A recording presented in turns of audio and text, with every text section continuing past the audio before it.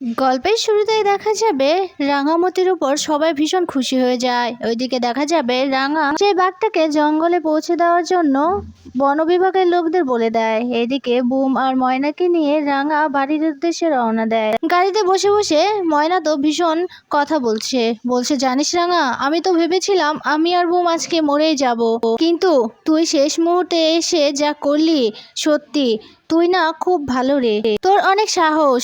তোকে আমরা কত কথা শুনিয়েছি রাঙা, বলতো এই তীর ধনুক নিয়ে কত কথা শুনিয়েছি তোকে, কিন্তু আজকে দেখ তুই আমাদের উপকার করার জন্য ছুটে এসেছিস, তুই আমাদের বাঁচানোর জন্য এসেছিস। এরপর দেখা যাবে বুম বলছে কাকিমা তুমি না খুব ভালো, জানো তো আমি না ভীষণ ভয় পেয়েছিলাম, কিন্তু যখন শুনলাম তুমি এসেছো তখন তো আমার ভয় চলেই গেছে, কারণ আমি তো জানি তুমি কত ফাইট করতে পারো, তাই তুমি আমাদের বাঁচাতে এসেছো। এই কথা বলতেই দেখা যাবে রাঙা হেসে বুমকে জড়িয়ে ধরে বলছে হ্যাঁ বুম সোনা, তুমি এভাবে বিপদে পড়ে আছো আর আমি কি বসে থাকতে পারি, তোমাকে তাই আমি বাঁচাতে এসেছি, তোমার আর কোনো ভয় নেই। আচ্ছা তুমি কি খুব ভয় পেয়েছো? এরপর বুম বলছে না কাকিমণি আমি ভয় পাইনি। এরপর ময়না বলছে কি রে বুম, তুই মিথ্যে কথা কেন বলছিস, তুই তো খুব ভয় পেয়েছিলিস, তুই তো ভয়ে আমাকে জড়িয়ে ধরে কাঁদতেছিলিস তখন, এই কথা মনে নেই তোর? এই কথা বলতেই বুম কিছুই বলে না। এরপর রাঙা হেসে বলছে আচ্ছা মেজবউ দিদি, তুই ওকে কেন বকছিস বলতো, আমার বুম সোনা তো অনেক সাহসী, ও ভয় পায় না। এই কথা বলেই হাসছে রাঙা। ওইদিকে দেখা যাবে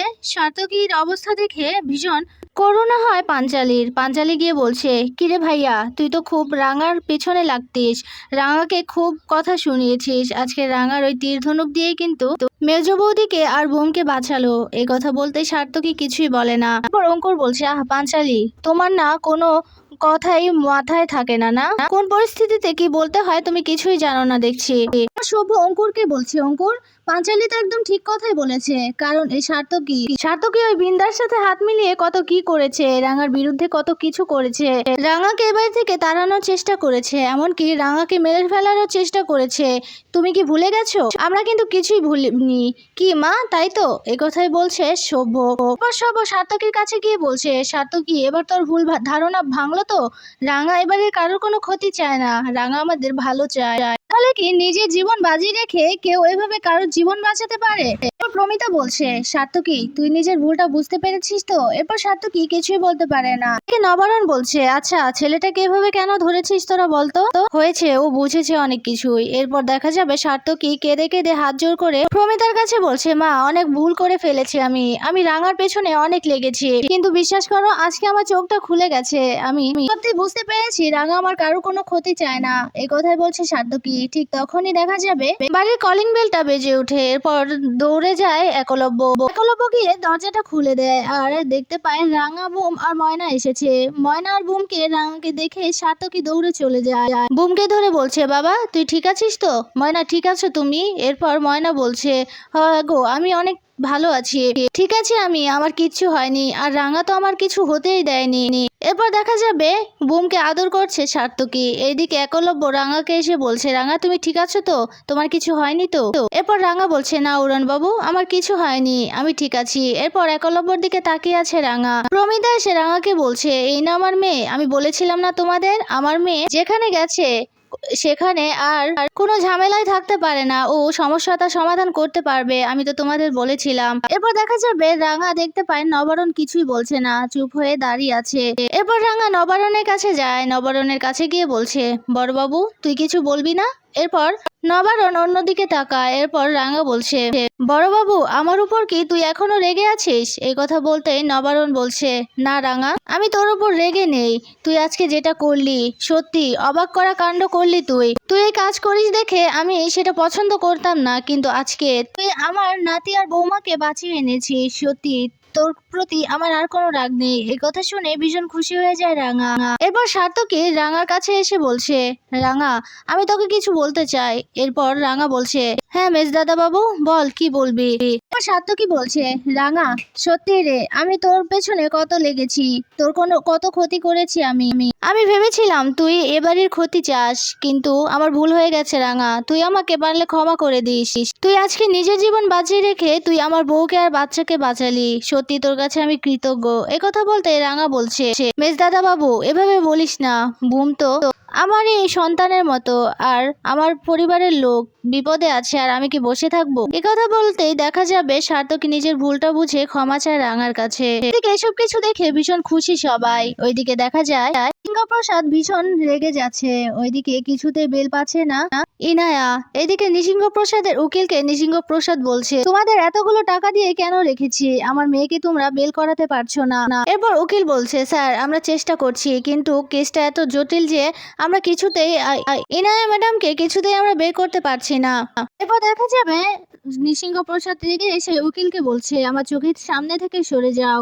এই কথা বলতেই সেই উকিলটা কিছু না বলে সেখান থেকে চলে যায়। এদিকে নৃসিংহপ্রসাদ রেগে বলছে, না না, যা করার আমাকেই করতে হবে। ওই রাঙামতি তীরন্দাজ ওর ফ্যামিলি সহ আমি ওকে নিঃস্ব করে দেব। তোমাকে একটা গেম প্ল্যান করতে হবে, এই কথাই বলছে নৃসিংহপ্রসাদ। এরপর একজন ছদ্মবেশী লোক দেখা করতে আসে নৃসিংহপ্রসাদের সাথে। এরপর নৃসিংহপ্রসাদ সেই লোকটাকে বলছে, যেভাবেই হোক ওই রাঙামতি তীরন্দাজ আর তার পুরো ফ্যামিলি সহ আমি ওকে শেষ করে দিতে চাই। আজকে শুধুমাত্র রাঙামতি তীরন্দাজের জন্য আমার মেয়েটাকে জেলে থাকতে হচ্ছে, আর আমাকেও। এরপর দেখা যাবে ইনায়ের বয়ফ্রেন্ড সেখানে দেখা করতে আসে। এরপর নৃসিংহপ্রসাদ ইনায়ের বয়ফ্রেন্ডকে বলছে, শোনো, তোমাকে আমি একটা কাজ দেব, তবে সেই কাজটা তোমাকে করতেই হবে। এরপর বলছে, হ্যাঁ আঙ্কেল বলুন, কি কাজ করতে হবে? ইনায়াকে বের করার জন্য আমি সব কাজ করতে পারি, আর ইনায়ের যে এই ক্ষতিটা যে বা যারা করেছে তাকে তো আমি কোনোদিনও ছাড়বো না। এরপর নৃসিংহপ্রসাদ বলছে, কে ক্ষতি করেছে জানোই তো, রাঙামতি তীরন্দাজ। এই কথা বলতে সেই ছেলেটা বলছে, হ্যাঁ আমি জানি, আমি ওকে চিনি, আর আমি ওকে শেষ করে দেব। এই কথা বলতেই নৃসিংহপ্রসাদ মনে মনে বলছে, যাক একটা তো সূত্র পেয়েছি, একজনকে তো পেয়েছি যে কিনা রাঙামতির বিরুদ্ধে এখনো লড়তে চায়। কথা বলে দেখা যাবে নৃসিংহপ্রসাদ সেই ছেলেটাকে বলছে, কিভাবে রাঙামতি তীরন্দাজকে মারবে আমি তোমাকে প্ল্যানটা বুঝিয়ে দিচ্ছি। এই কথা বলে সেই ছেলেটাকে সমস্ত প্ল্যান বুঝিয়ে দেয়। এরপর সেই ছেলেটা বলছে, ঠিক আছে আঙ্কেল, আপনি কোনো চিন্তা করবেন না, আপনি এতদিন যাদেরকে দিয়ে রাঙামতি তীরন্দাজকে মারার চেষ্টা করেছেন তারা তো সফল হয়নি, কিন্তু আমি সফল হব, কারণ আমার ভালোবাসার মানুষকে ওই মেয়েটা কষ্ট দিয়েছে, আমার ভালোবাসার মানুষটা আজকে জেলে আছে, আমি কিছুতেই এটা মেনে নিতে পারছি না, তাই আমি তো ওই রাঙামতি তীরন্দাজকে শাস্তি দেবই। ওদিকে দেখা যাবে রাঙা একলব্যর সাথে ঘরে আছে। এরপর একলব্য রাঙাকে বলছে, রাঙা আজকে যদি তোমার কিছু হয়ে যেত তাহলে আমি কি করতাম? এরপর রাঙা বলছে, উড়ানবাবু তুই এত ভয় কেন পাচ্ছিস, আমার কিচ্ছু হবে না, কারণ আমার সাথে তোদের সকলের ভালোবাসা আছে। এ কথা বলেই রাঙা একলব্যকে জড়িয়ে ধরে। এরপর একলব্য বলছে, রাঙা আমার কেন যেন ভয় হচ্ছে, আমার মনে হচ্ছে এবারও তোমার ক্ষতি ওই নৃসিংহপ্রসাদ করার চেষ্টা করবে। এ কথা বলতেই রাঙা বলছে, কোনো ক্ষতি কেউ করতে পারবে না। আর ঠিক তখনই দেখা যাবে ইনার বয়ফ্রেন্ড সেই ছেলেটা ছদ্মবেশ নিয়ে রাঙাদের বাড়িতে এসেছে। রাঙাদের বাড়ির জানালা থেকে রাঙার একলব্যকে দেখছে। এদিকে দেখা যাবে বন্দুক হাতে দাঁড়িয়ে আছে সেই ছেলেটা। এবার সেই ছেলেটা রাঙার দিকে তাক করে বন্দুকটা ধরে আছে, আর ঠিক সেই মুহূর্তেই বন্দুক থেকে একটা গুলি ছুড়ে, আর ঠিক তখনই রাঙা পর্যন্ত জল আনার জন্য যাবে, ঠিক তখনই গুলিটা জানলায় গিয়ে লাগে।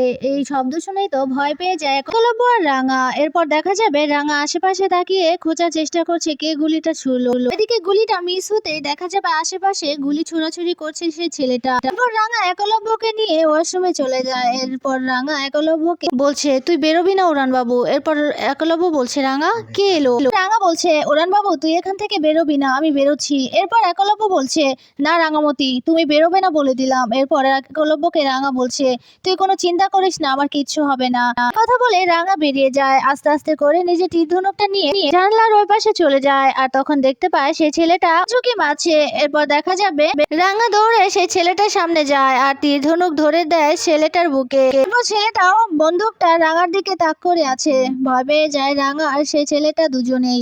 সেই ছেলেটার মুখ দেখতে পায়নি। এরপর রাঙা বলছে, কে তুই বল, তোকে কে পাঠিয়েছে আমাকে মারার জন্য, আর তুই কাকে এবার মারতে এসেছিস? এরপর সেই ছেলেটা কিছুই বলছে না। এরপর রাঙা বলছে, তুই কি হাত থেকে বন্দুকটা ফেলবি নাকি আমি তীরটা চালিয়ে দেব? এরপর সেই ছেলেটা বলছে, আমি এখানে তোকে মারতে এসেছি, তোর তীরের আগে আমার গুলি চলবে। এই কথা বলতে রাঙা বলছে, তোর সত্যি পরিচয় দে আর বল তোকে কে পাঠিয়েছে। সেই ছেলেটা কিছুই বলছে না। এরপর দেখা যাবে রাঙা তীরটা ছুঁড়ে মারে ছেলেটার হাতে, আর ছেলেটার হাত থেকে বন্দুকটা পড়ে যায়। এরপর ছেলেটাও মাটিতে পড়ে যায়। এরপর দেখা যাবে রাঙা তীর ধনুক দিয়ে ছেলেটার বুকের মধ্যে ধরে বলছে, বলবি তুই তোকে কে পাঠিয়েছে? এখন যদি না বলিস তাহলে কিন্তু এই তীরটা তোর বুকে আমি গেঁথে দেব।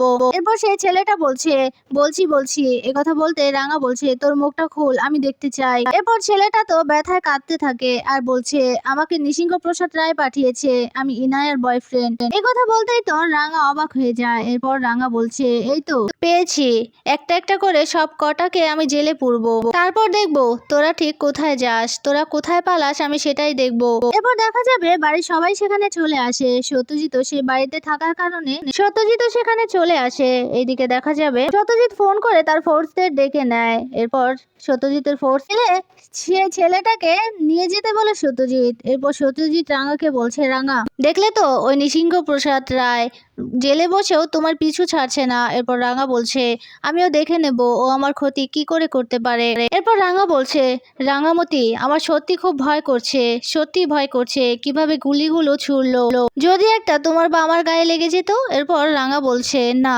আমাদের গায়ে লাগতো না, কারণ আমরা তো কোনো পাপ কাজ করিনি, তাই আমাদের এভাবে মারবে না। এই কথাই বলছে রাঙা। ওইদিকে প্রমিতা বলছে, সত্যজিৎ এখন কি করবে বলে ভাবছো? এই কথা বলতে সত্যজিৎ বলছে, রাঙা মামি তোমাদের সাথে আমার কথা আছে, কিন্তু এখন না, পরে বলবো। এই কথা বলতে বাড়ির সবাই বুঝে যায়। এরপর নবারণ বলছে, তোমরা এখনো আমার কাছ থেকে সবটা লুকোবে, কিছুই বলবে না প্রমিতা? ঠিক আছে, আমি আর কোনোদিনও কিচ্ছু জিজ্ঞেস করব না, তোমাদের যা খুশি তোমরা তাই করো। এই কথা বলে নবারণ চলে যায়। এইদিকে পাঞ্চালী, অঙ্কুর, সভ্য, সার্থকী আর ময়নাও সেখানে ছিল। এরপর সার্থকী বলছে, আচ্ছা তোমরা বলে দিলেই তো হয়, বাবা আর এমন অভিমান করে থাকে না, তোমরা বলে দিও কেমন, আমাদের কাছে যদি বলতে না পারো তাহলে বাবাকে বলে দিও। এই কথাই বলছে সার্থকী রাঙা আর প্রমিতা আর সত্যজিৎকে। এরপর দেখা যাবে রাঙার মনটা খারাপ হয়ে যায়। এদিকে একলব্য বলছে, আচ্ছা রাঙা মন খারাপ করার কোনো কিছুই নেই, আর শোনো ভাগ্যিস তোমার কোনো ক্ষতি হয়নি, না হলে আমার কি হতো বলো তো। এই কথাই বলছে একলব্য। এরপর রাঙা বলছে, না উড়ান বাবু আমার কিছু হবে না। এরপর একে একে সবার রুমে চলে যায়। এদিকে রাঙা আর একলব্য নিজেদের রুমে চলে যায়।